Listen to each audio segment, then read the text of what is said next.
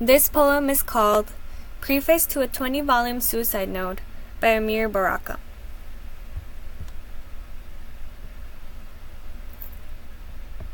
For Kelly Jones, born May 16 of 1959.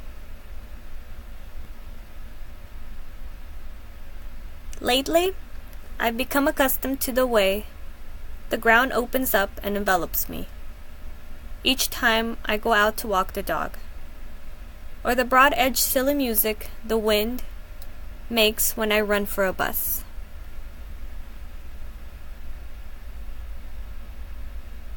Things have come to that.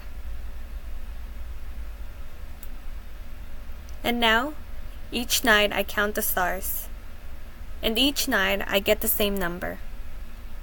And when they will not come to be counted, I count the holes they leave. Nobody sings anymore. And then, last night, I tiptoed up to my daughter's room and heard her talking to someone, and when I opened the door, there was no one there.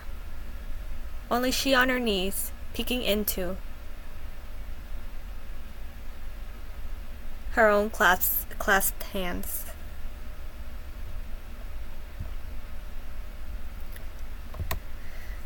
So to mention the effectiveness of this poem, I guess we should start with TP Cast. So for me, the title implied that it was going to deal with the topic of suicide with a really long letter, which is why I chose the poem, because I thought it was interesting. So to paraphrase, the poem is basically about a man who feels like his life is dry, and he no longer has the drive to do even the most mundane tasks. The connotation of this poem is mainly negative diction. The tone of this poem is apathetically wistful. There is a shift from the beginning where the narrator feels like his daily life is really difficult until the very end where he realizes his attitude may have been affecting his daughter. And it kind of shifts from a tone that's more hopeless into a tone that's more lighthearted and in a way hopeful with the entrance of his daughter.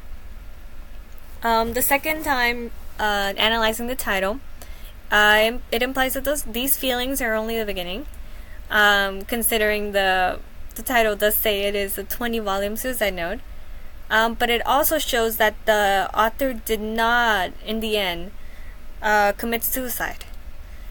And then the theme is your own negative feelings can bring out the negative feelings in your relatives. So first I want to analyze the syntax of this poem. The enjambment in the beginning of the poem, where the author describes being swallowed by the ground, separates each action in each own line, to emphasize the disconnection between each event and the way his life no longer feels whole. This is effective because it helps the reader better empathize with his situation as we better understand his feelings. Similarly, the enjambment in the last lines serve as a way to emphasize the ultimate reason why the narrator did not commit suicide, which was his daughter. Additionally, the blank space between the stanzas creates a sort of auditory pause in the poem to highlight these specific lines that show how dull his life has become as it's gotten to the point where he no longer feels happiness.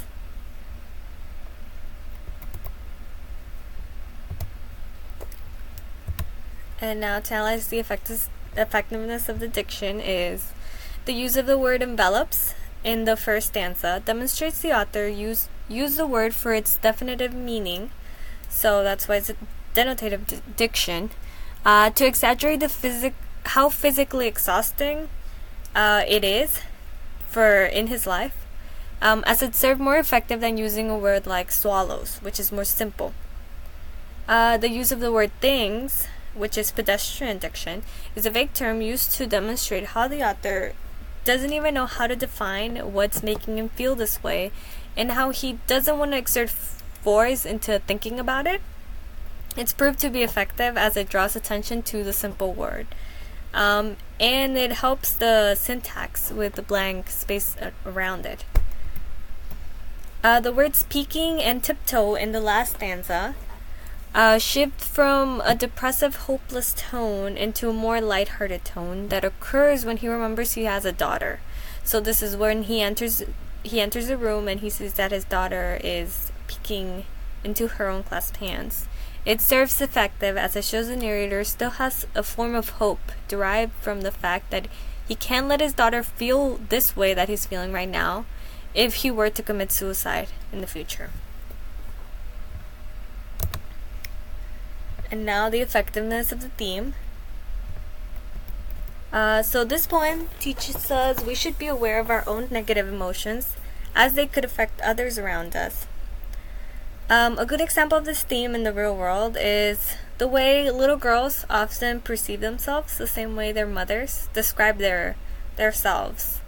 So it's kind of like in the way that if a mother chooses to only say negative things about herself, it teaches her daughter to only think about her own negative qualities too. It connects to this poem in the way that in both cases, a parent's own negative perception can influence their child's negative outlook on themselves and the world around them. So this is a clip from a video as an example.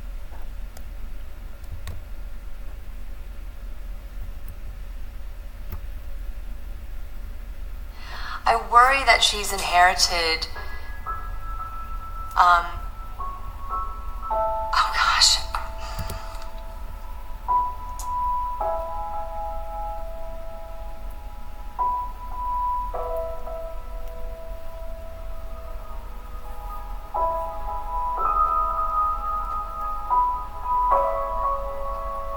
My number one hate on my body is my eyes are wonky, my bingo arms. I have very big legs. I'm not keen on my legs, but I just try to focus on the fact that they're very strong and that I'm a very good runner. I have a belief that the fact that I smile a lot has a lot to do with why my skin stays nice. Brilliant.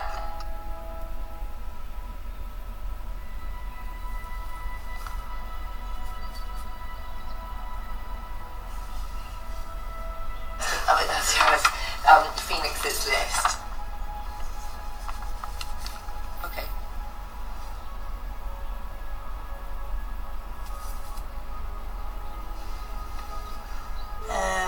Eyes, we don't like our eyes. Oh, she said her thighs too, didn't she? She said her legs. We both don't like our nose. I think don't like my arms, and she doesn't like her arms either. So I've put hips and sort of bum areas, sort of upper thighs, and Lily's put her legs as well. I have tried to make my girls feel good. Well, I did say to her, I don't like this thing of, these body parts of mine, and I think that's why she probably picked it up. Yeah, looking at it, she really picks up a lot of my ways. She does. Just be confident with yourself and just realize how you can influence your child.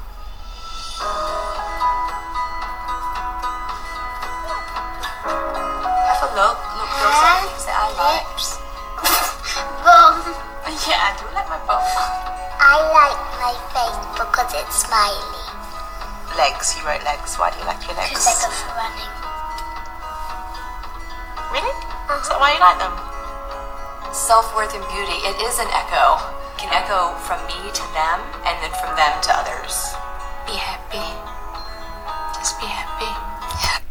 So this video shows the way a parent's emotions can affect their child. In the same way that Amiri Baraka's emotions could have affected his own daughter if he had chosen to commit suicide. So now on to the importance of the poem, also known as why you should vote for it. So despite of its short length, this poem allows us to empathize better with the narrator, and it helps us understand that we must take care of our mental health to properly care for others.